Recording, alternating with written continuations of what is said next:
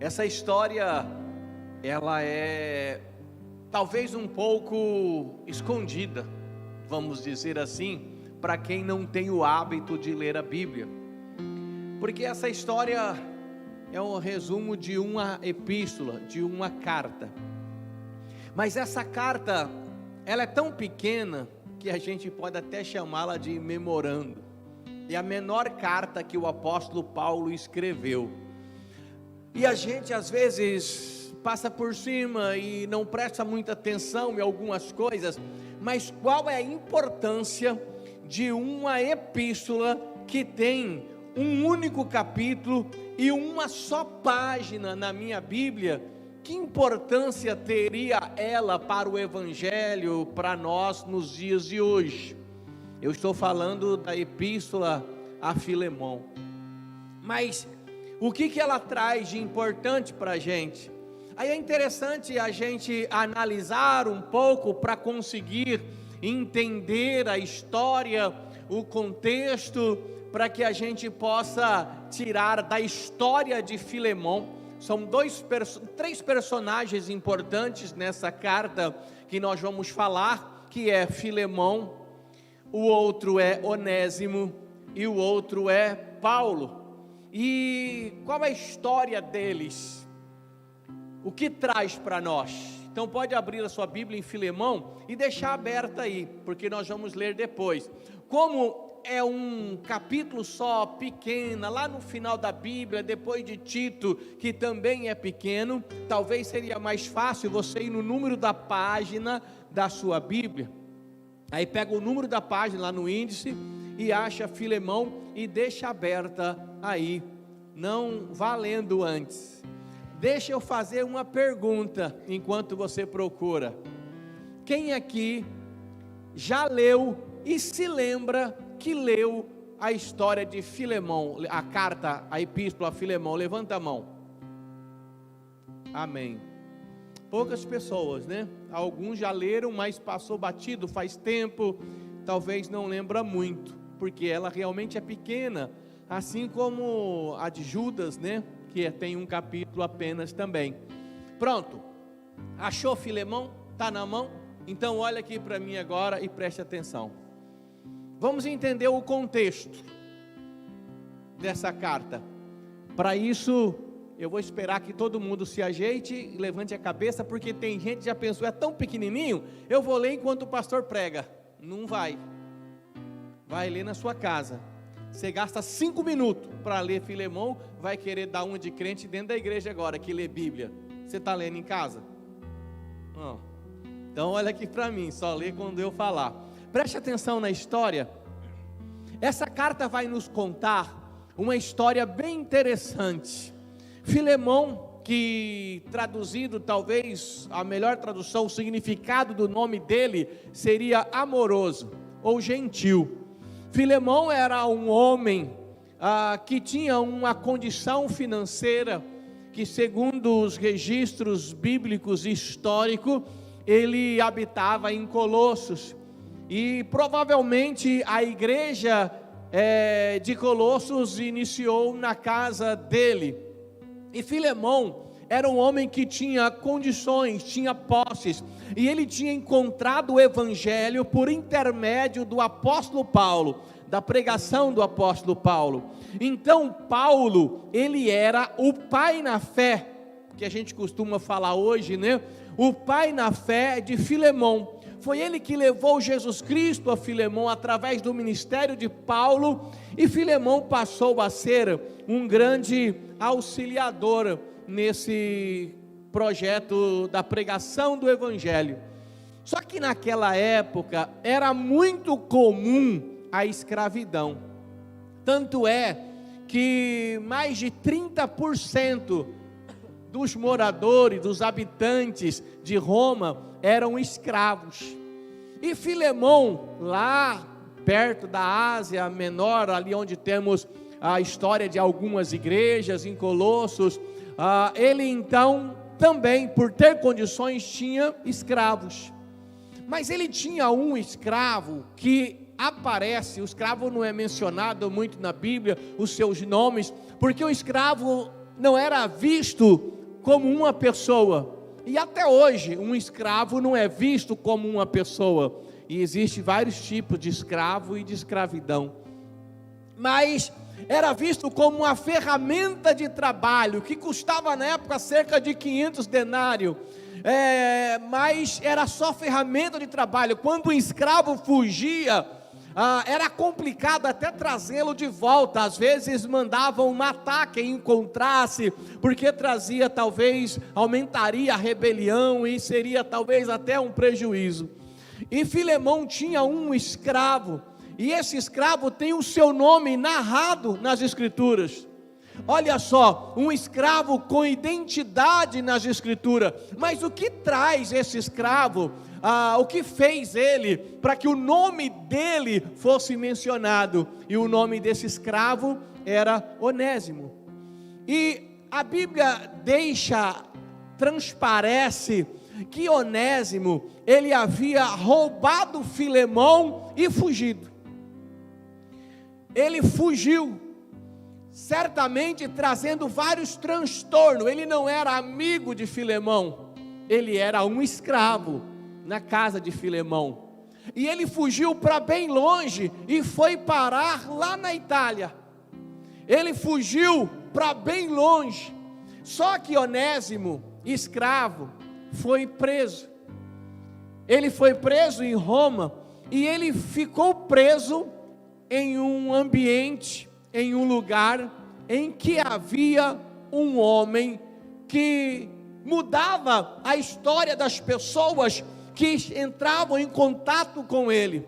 Depois que aquele homem entrou em contato com Jesus Cristo, ele teve a vida transformada.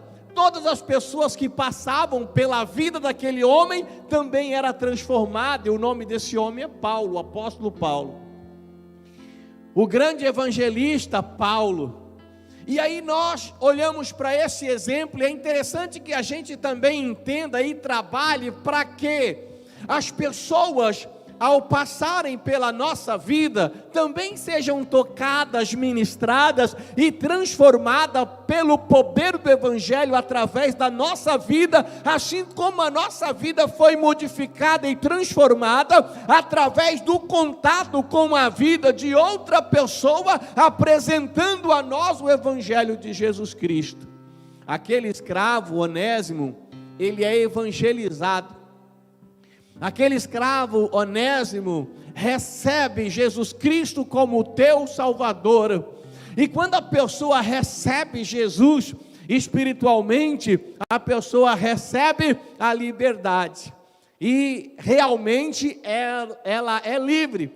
Só que na questão da escravidão que havia naquela época, como o homem de forma natural recebeu Jesus, não tirou de Onésimo.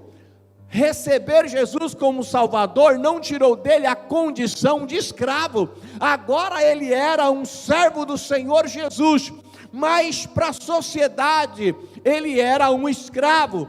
Para Filemão, ele era um escravo com agravantes, ele era um escravo fugitivo. Ao aceitar Jesus não muda algumas condições momentâneas. É igual a pessoa que está na cadeia, ela matou alguém, ela foi presa, e lá dentro da cadeia, ela recebe a pregação do Evangelho. Pode um criminoso, eu vou perguntar e você me responde, não é retórica, pode um criminoso dentro de uma cadeia receber a pregação do Evangelho? Recebendo a pregação do Evangelho, uma pessoa que cometeu um crime na sociedade, seja ele qual for, mesmo que seja um crime considerado hediondo, pode uma pessoa assim receber a salvação em Jesus Cristo dentro da cadeia? Mas se essa pessoa recebeu a salvação no mundo espiritual, ela está livre ou ela ainda é escrava? Aí temos algumas, espiritualmente falando, ela aceitou Jesus, continua sendo escrava? Talvez eu não expressei muito bem, né? ela aceitou Jesus, agora ela é livre, porque se pois o Filho vos libertar, verdadeiramente sereis livre. Recebeu Jesus, ela pode, dentro da cadeia, aceitando Jesus como Salvador, ela pode receber o perdão de Deus para aquele crime que ela cometeu? Pode. Ela pode então agora, eu estou perdoado, mandar chamar o carcereiro, falar com o diretor lá da prisão, da penitenciária, olha, vem cá, quero conversar com o Senhor, eu cometi um crime, é verdade, eu reconheço, eu fui condenado, mas eu acabei essa semana mesmo de receber a pregação do Evangelho, Jesus Cristo me libertou, eu creio, e Ele me perdoou, eu creio, por onde que eu saio agora? Estou perdoado, vou para casa. A pessoa vai? Não, porque ela continua presa, ela cometeu um crime, existe uma consequência pelos atos, pelo crime que ela cometeu. Essa consequência física, ela vai continuar. Esses dias atrás, eu preguei sobre a colheita, preguei sobre você colher o que você planta, e é interessante que depois eu recebi algumas perguntas de pessoas, até de outra cidade, querendo entender, e algumas pessoas que talvez entendeu de uma forma, e acabou trazendo um peso, porque no passado havia cometido algumas falhas, alguns erros. Eu recebi acho que 4 ou 5 pessoas perguntando sobre essa pregação, sobre a consequência. Então, os problemas que eu estou vivendo agora, os males que eu estou sofrendo, é a consequência do meu erro lá do passado, porque o pastor falou que o que a gente está colhendo hoje é consequência das nossas falhas e erros, e a maioria daquilo que nós chamamos de provação, o pastor chamou de consequência. Então quer dizer que se eu cometi algo terrível lá atrás, eu estou vivendo essas consequências agora. É importante a gente entender e separar as coisas. Existe a vida espiritual e a vida física, material. Quando a pessoa dentro da cadeia, por ter cometido um crime, aceitou Jesus Cristo, ela está perdoada, ela está salva. Pode, é claro que pode. Assim como o ladrão na cruz, Senhor, eu te reconheço como Senhor, quando ele disse, lembra-te de mim, quando entrares no teu reino. Se tu tens um reino, porque tu és rei, então eu creio no poder do Evangelho, da pregação, de tudo aquilo que o Senhor traz na sua história. E ele disse, ainda hoje estarás comigo no paraíso, para o ladrão. Então o ladrão pode sim ser perdoado, mas agora as consequências, vão continuar, não espiritualmente, não consequências de maldições. Então eu aceitei Jesus, estou livre, mas vai ter maldição me acompanhando por causa daquele mal que eu cometi. Não, eu recebo a libertação em Cristo Jesus, a maldição é quebrada. Eu agora tenho que trabalhar, porque a maldição é uma legalidade dada para demônios para trabalhar na minha vida através do pecado. Então eu preciso tomar cuidado, vaze e não peque mais. Mas eu não vou ter a imputação da consequência daquele pecado, uma vez que Deus perdoou. Mas as questões físicas, vou dar um exemplo mais prático. O rapaz está na vida da igreja, vamos colocar ele na igreja, começou a namorar, não vigiou, de repente a namorada ficou grávida, ficou sabendo, os irmãos ficaram sabendo. Até um tempinho atrás tinha umas igrejas que o irmão tinha que vir na frente, a moça vinha, o menino vinha, confessava para a igreja toda, tinha que contar, tinha que falar. Até hoje tem igreja assim. O que vocês fizeram? Como que foi? Tem que contar tudo para a igreja. Toma cuidado que eu vou acabar aplicando isso aqui também.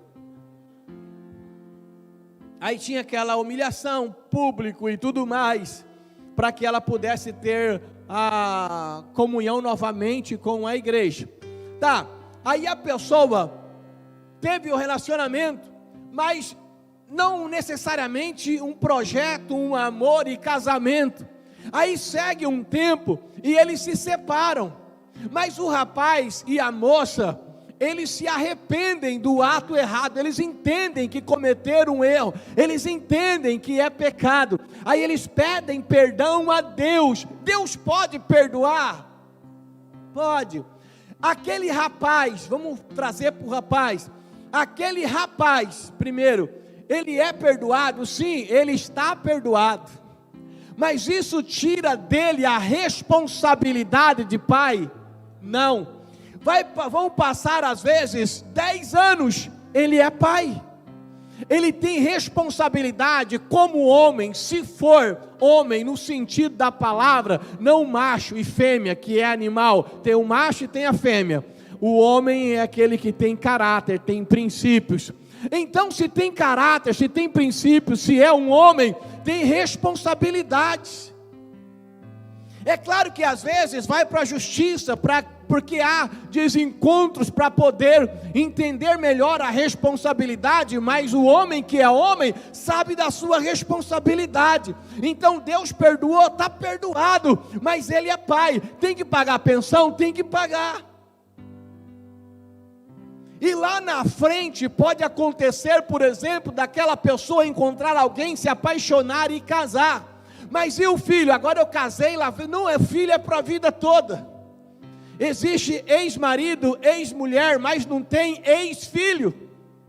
Só que talvez a pessoa com quem aquele rapaz vai se casar não tenha sabedoria e nem entendimento, e vai cobrar separação do pai daquele filho, e começa uma prova, é consequência de uma escolha lá de trás, consequência de escolhas agora também, que continuam equivocadas, porque encontrou uma mulher, vai casar, e aquela mulher sabe que aquele homem tem um filho, e agora não quer, e fica disputando. O filho é filho, independente de qualquer coisa.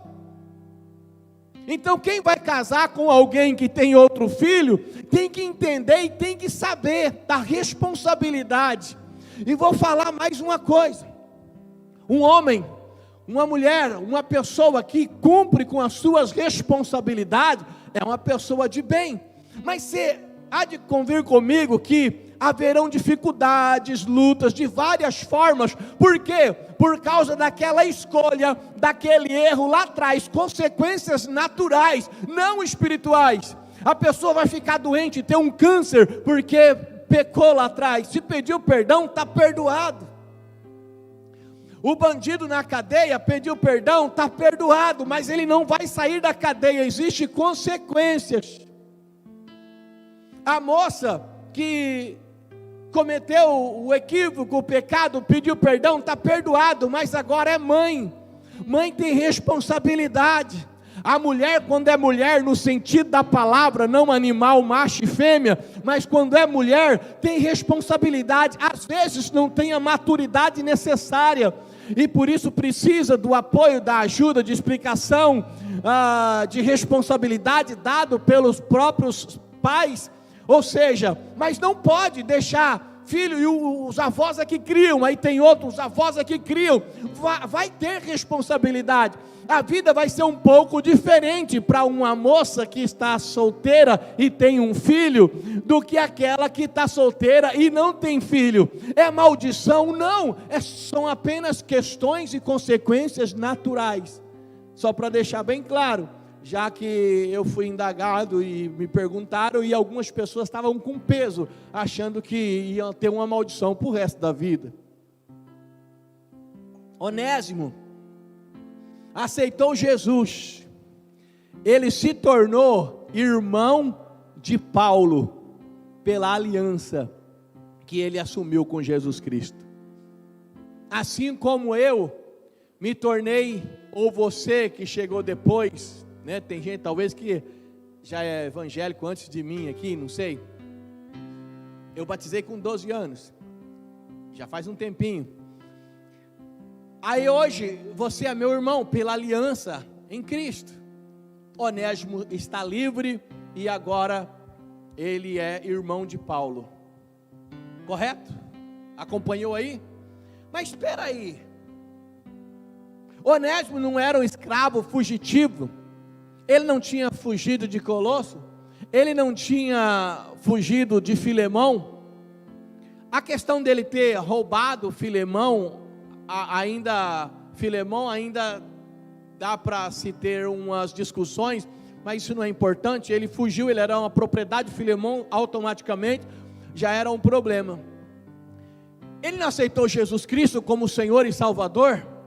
Filemão não era servo do Senhor Jesus Cristo e ainda com um nome que significa amoroso? Mas e Onésimo? Agora, ele é escravo ou ele é irmão de Filemão? É um pouco complicado. Hoje não seria tanto, mas naquela época é. Aí entra a carta a Filemão, escrita por Paulo. Paulo então escreve a Filemão uma carta, pedindo a ele algumas coisas que Filemão não tinha como aceitar, não tinha como engolir, como homem natural. Assim como é pedido a mim algumas coisas nessa vida que não tem, olha aqui, presta atenção, que não tem como engolir, como homem natural. Assim como é pedido a você algumas coisas que não tem como engolir como homem ou mulher natural. É preciso ser cristão, é preciso ter um novo coração, é preciso ter nascido de novo, é preciso ser nova criatura, é preciso viver o evangelho em comunhão, oração, conhecimento da palavra de Deus, para conseguirmos praticar algumas coisas que nos são pedidas pela Bíblia. E se eu não tiver comunhão com Deus e prática da palavra de Deus, não vai descer, porque humanamente não desce. Filemão tem um escravo fugitivo e ele recebe uma carta do seu pai na fé dizendo: olha, Onésimo agora é um servo do Senhor, eu vou mandar ele de volta para a tua casa e você vai recebê-lo, mas não como escravo, você vai recebê-lo como irmão em Cristo, gerado nas minhas entranhas. Duro pedido é esse. Por quê? Quando Onésimo voltasse, mesmo que se ele recebesse um castigo duro, seria um mau exemplo até para os outros escravos. E se ele recebesse um castigo duro, ficaria ruim para Filemão, que agora era servo do Senhor, e aquele escravo agora era também servo do Senhor, com a indicação e pedido do pai na fé de Filemão, que era Paulo: receba não como escravo, receba como irmão. Filemão capítulo 1, versículo 10, diz assim: peço-te por meu filho Onésimo, que gerei nas minhas prisões, o qual em outro tempo te foi inútil, ou seja, era escravo, não era tão útil assim, mas agora a ti e a mim muito útil, e tornei a enviar, eu torno a recebê-lo como as minhas entranhas. Eu bem quisera conversar e bem quisera conservar comigo, para que por ti me servisse nas prisões do evangelho, mas nada quis fazer sem o teu parecer, para que o teu benefício não fosse como por força, mas voluntário.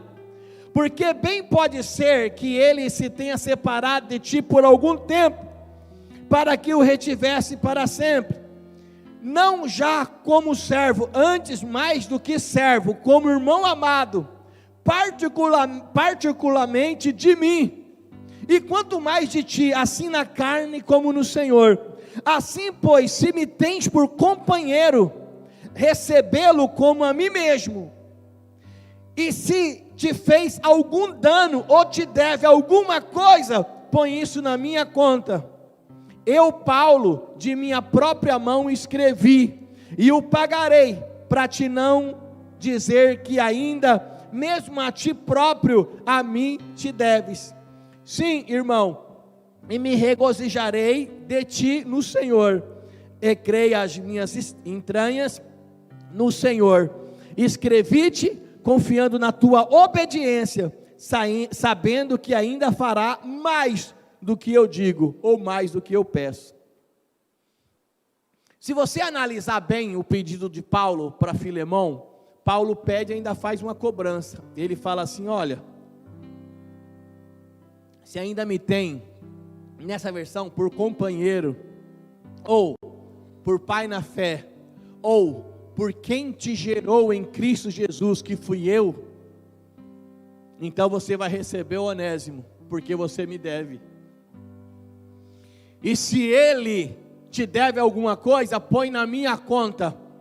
Filemão tinha uma dívida com Paulo, que basicamente não tinha preço, de consideração, de amor, de respeito, porque era o seu pai na fé.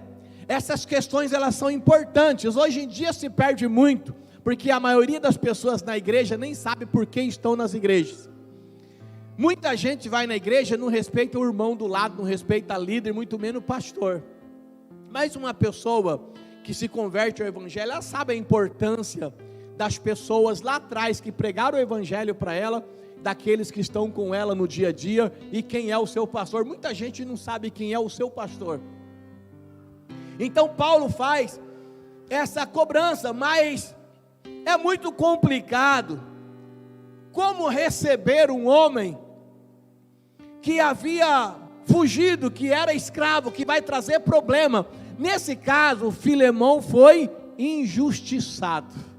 Aí eu abro um parênteses para uma pergunta retórica. Preste atenção, meu irmão. Você, em alguma vez, já foi injustiçado? Já se levantaram contra você? Já falaram coisa a teu respeito que quando você ouviu, você ficou furioso? Parecia um dragão soltando fogo pelas ventas? Pior, e se você foi injustiçado por pessoas na qual você tinha consideração? Se você foi injustiçado por pessoas próximas a você, se você foi injustiçado por pessoas que você ama, eu te pergunto, é fácil perdoar esta pessoa? E se você não tem necessidade de convívio com essa pessoa, o que você faz? Você perdoa? Ou você simplesmente larga para lá e desiste e fala assim: se um dia precisar de mim, um dia vai precisar, e eu não vou estar aqui para ajudar, porque eu fui trouxa uma vez, mas duas já é burrice. Tem umas pessoas que têm uma sabedoria fantástica. Ah, me fez de bobo uma vez, se fizer de novo é porque eu sou burro.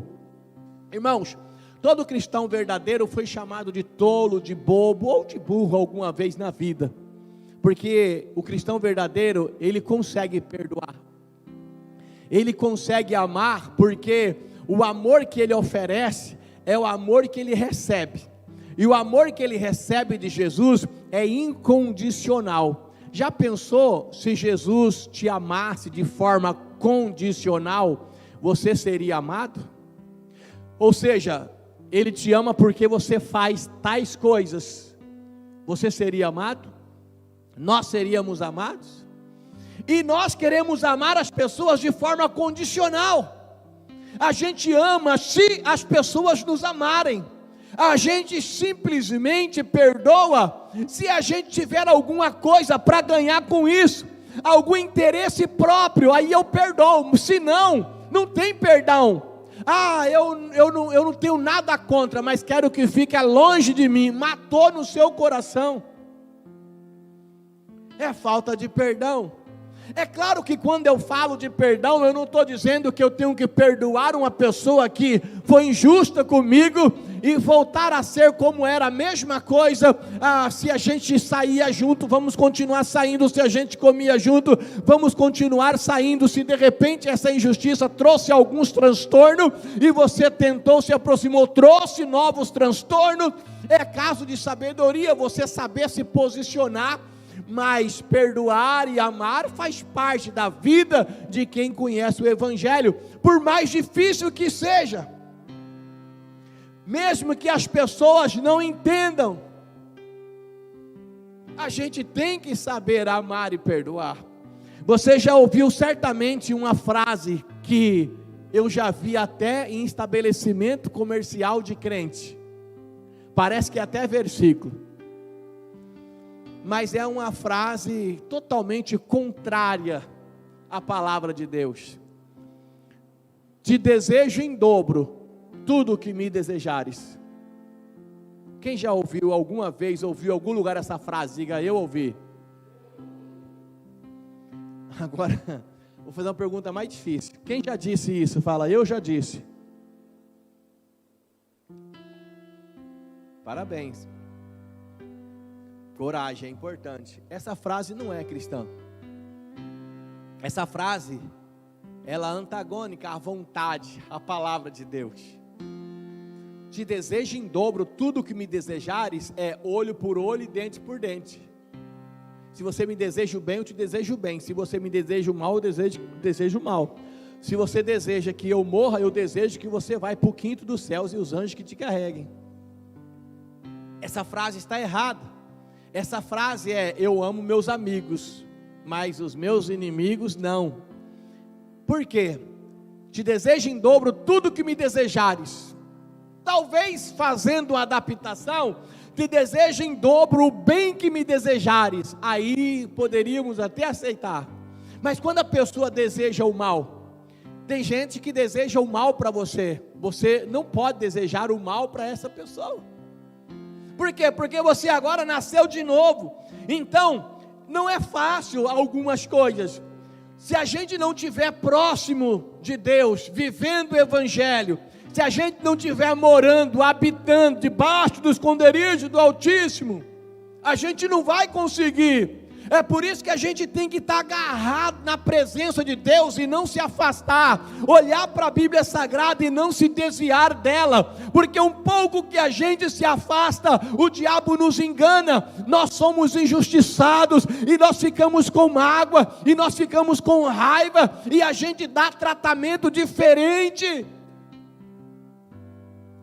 Por quê? Porque falta em mim a essência do Evangelho. Ah, pastor, mas eu sou ser humano. Eu sei. É por isso que a gente fica chateado, magoado e às vezes fica até irado. Mas não se ponha o sol sobre a sua ira. Pode ficar bravo, pode ficar nervoso, mas quanto tempo? Se for biblicamente, naquele momento, já tira do seu coração, porque o diabo vai usar. O diabo usa a Bíblia para te atacar. Não vai usar os sentimentos de injustiça, de decepção, de mágoa, de raiva.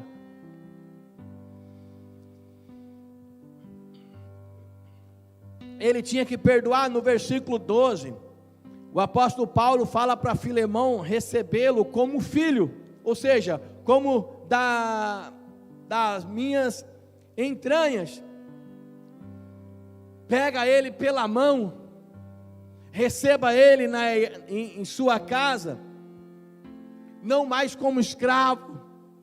E Filemão tinha que obedecer. Paulo ainda termina dizendo assim, apelando ainda para a sua obediência. Escrevi-te confiando na tua obediência, sabendo que ainda farás mais do que eu digo. Você vai andar a segunda milha. Eu estou te pedindo uma coisa difícil, você vai fazer muito mais do que eu estou te pedindo. Mas como a gente consegue perdoar alguém que nos ofende, alguém que nos machuca, alguém que nos fere? Perdoar de forma genuína. Perdoar, irmãos, é assim.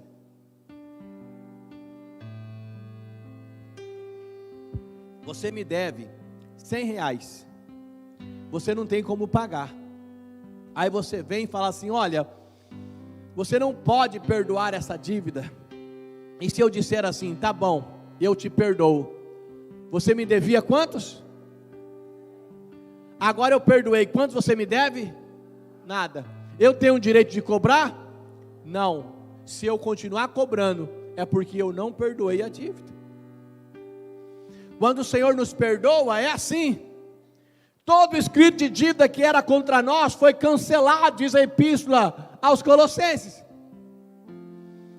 Perdoar não é instalar uma amnésia, porque a gente lembra. Se você falhar comigo, eu não vou esquecer que você falhou. Mas se eu não perdoar, eu vou guardar para cobrar de você, ou somar com outras falhas que você fará. É muito comum esse tipo de perdão, ou pseudo perdão, ou falso perdão, nos relacionamentos. O marido fala para a esposa, ou vice-versa: você me perdoa? Ah, ficou chateado, magoado, mas tá bom, eu perdoo. Aí segue em frente. Aí passou um tempo, eles vão falhar um com o outro de novo, de alguma forma, porque o ser humano é falho. E quando falhar a segunda vez, você me perdoa? A esposa ou o esposo vira e fala assim: olha, já é a segunda vez que eu estou te perdoando. Como assim? Tem uma cobrança aí. Olha, agora é a terceira vez que eu estou te perdoando. Está somando. Por quê? Porque realmente não está havendo um verdadeiro perdão, mesmo que não esqueça, mas quando eu coloco na mesa, eu estou cobrando de volta.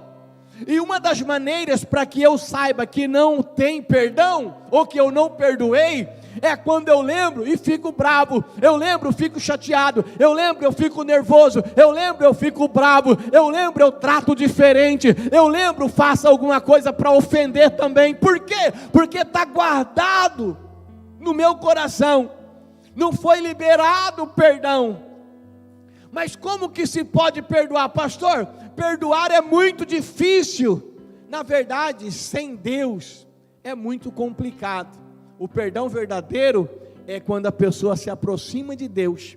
Ela tem o aproximar de Deus, da santidade de Deus, nos faz uma conexão tão forte com Deus, que você perdoa, mesmo se você não quiser perdoar. Ah, eu não queria perdoar, parece que eu estou sendo bobo, mas não tem mágoa no seu coração, porque a essência que há em você é Jesus Cristo, é o Senhor, e você perdoa. Mas quando não vive o Evangelho, por mais que você queira, você não consegue. Por isso que a gente às vezes fala, e é verdade, perdoar é divino. E o que a gente encontra nas igrejas de pessoas que não têm perdão, o seu coração está machucado, cheio de rancor, ela não perdoa. Pessoas fora da igreja, pessoa na família, pessoa no trabalho, alguém fez algo para ela no trabalho faz 8 anos, ela carrega aquela mágoa com ela. E o problema, irmãos, quando não tem perdão, na verdade, se não tem um relacionamento muito próximo, o problema é só de quem não perdoa. A pessoa a qual você acredita ou realmente tem uma dívida com você, está vivendo tranquilamente lá a vida dela, às vezes nem lembra que você existe, e você dorme com ela todas as noites, porque você vai dormir, e a sua cabeça você traz aquela pessoa, aquela situação, e a pessoa está no bem e bom, e você sofrendo aqui, trazendo. É igual aquela historinha simples, mas muito importante, que um menino chegou em casa bravo, e falou: pai, eu estou com a raiva, eu com ódio do João, lá da escola, ele fez isso, eu queria quebrar a cara dele, eu queria bater nele, eu estou com raiva, aí eu vim para casa, mas eu estou pensando amanhã brigar com ele, porque o que ele fez. O pai disse: filho, você precisa perdoar, mas eu não consigo perdoar, é difícil. O pai falou: vem cá, levou ele no fundo do quintal, a mãe tinha lavado roupa, tinha um lençol branco, aí o pai falou assim: ó, faz de conta, vamos extravasar essa raiva, o lençol é o João, e você vai jogar toda a tua raiva nele. Abriu um saco de carvão, colocou do lado e falou para o menino: agora extravasa a sua raiva. Imagina, lá o lençol é o João, o menino pegava o pedaço de carvão e tacava e jogava, um não acertava, o outro acertava no lençol, ele quase esvaziou o saco de carvão jogando no João. Terminou, o pai falou: olha lá o João como é que está. O menino deu um sorriso: acertei 1 a 5. O pai olhou para o menino, só via a biroca do zóio, como a gente fala na roça, ele estava todo preto com o carvão. Não perdoar fere e machuca mais você do que a outra pessoa. Então o perdão é algo muito importante, muito sério. Pastor, quantas vezes eu tenho que perdoar o irmão? Eu não vou responder isso não. Precisa responder? Jesus falou quanto? Que dá quanto? 490? Mas ele falou em quanto tempo? Se era no dia, se era em 2 horas, se era a vida toda, ele falou? Por dia? Poderia ser por minuto também, né? Então,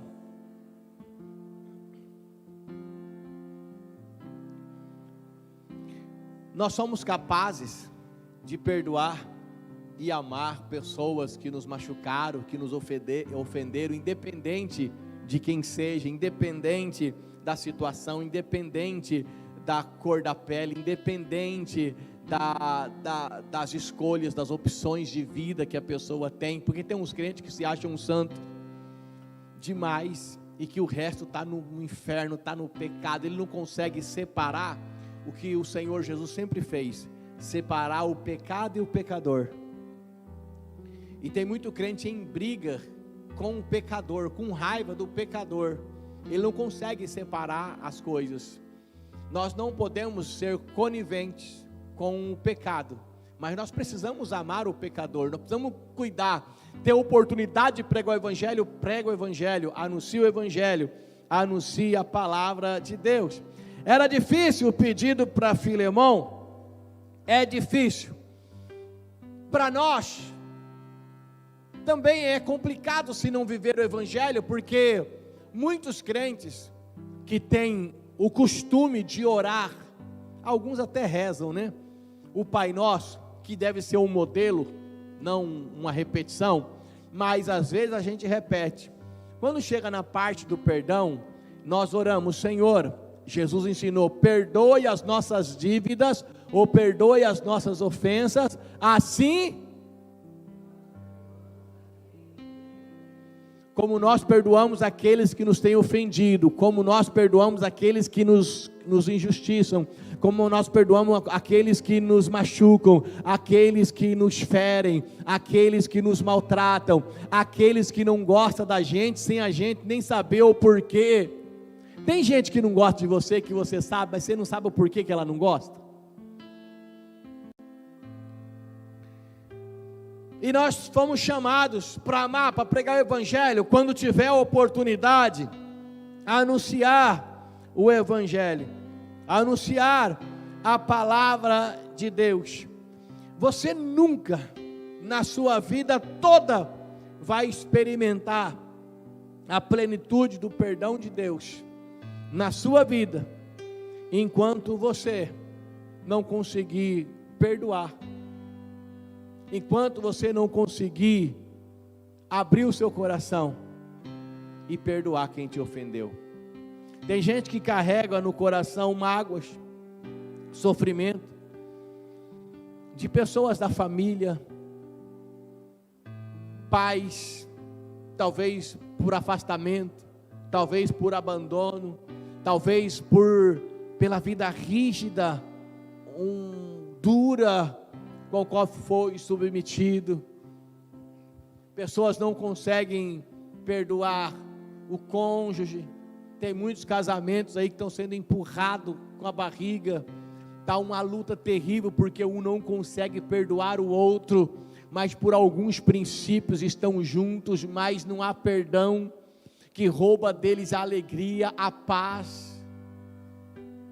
E assim vai seguindo muitas pessoas, orando, louvando a Deus, indo na igreja, mas com o coração fora do evangelho, porque não se aproxima de Deus. Você tem alguém na sua família que foi injusto ou injusta com você, e você não tem muito contato, e quando você está próximo, você sente, e você não quer estar perto? Tem alguém na sua casa, tem alguém na igreja, que talvez você até superou a questão de sentimentos, mas na primeira oportunidade você fala para o outro: ó, fulano, tem alguém? Se tem, é hora de se colocar diante de Deus, pedir graça e sabedoria para aprender a perdoar, e liberar perdão, e receber a paz para a tua alma, para o teu coração. Pastor, é difícil. Tem que dar o primeiro passo, tem que começar, e para permanecer no evangelho, porque quem perdoa está no evangelho, tem que estar próximo, tem que estar firme, tem que estar na presença de Deus. Se não tiver, não vai conseguir. Se não tivermos na presença de Deus, não vamos conseguir. Por isso a oração e a leitura da palavra de Deus, a comunhão com Deus, ela é tão fundamental.